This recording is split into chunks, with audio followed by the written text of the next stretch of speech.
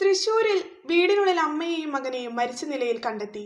തൃശൂർ പുത്തമ്പള്ളിക്ക് പിറകുവശത്തെ എരിഞ്ഞേരി അങ്ങാടിയിലാണ് സംഭവം. പല്ലൻ വീട്ടിൽ 48 വയസ്സുള്ള പ്രവീൺ, അമ്മ 78 വയസ്സുള്ള മെറീന എന്നിവരാണ് മരിച്ചത്. തൃശൂർ നഗരത്തിലെ എരിഞ്ഞേരി അങ്ങാടിയിലാണ് സംഭവം. വീട്ടിൽ നിന്നും ദുർഗന്ധം വമിച്ചതോടെ പ്രദേശത്തുള്ളവർ നടത്തിയ പരിശോധനയിലാണ് മരണവിവരം അറിയുന്നത്.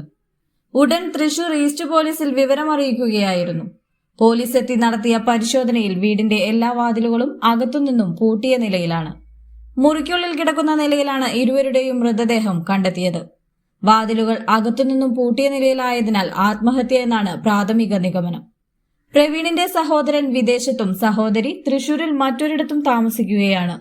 പ്രവീണും മെറീനയും മാത്രമാണ് ഈ വീട്ടിൽ താമസം. മൃതദേഹങ്ങൾക്ക് ഒരാഴ്ചയോളം പഴക്കമുള്ളതായാണ് കരുതുന്നത്. അതേസമയം പോസ്റ്റ്മോർട്ടത്തിന് ശേഷമേ മരണകാരണം സംബന്ധിച്ച് വ്യക്തത വരുമെന്ന് പോലീസ് അറിയിച്ചു.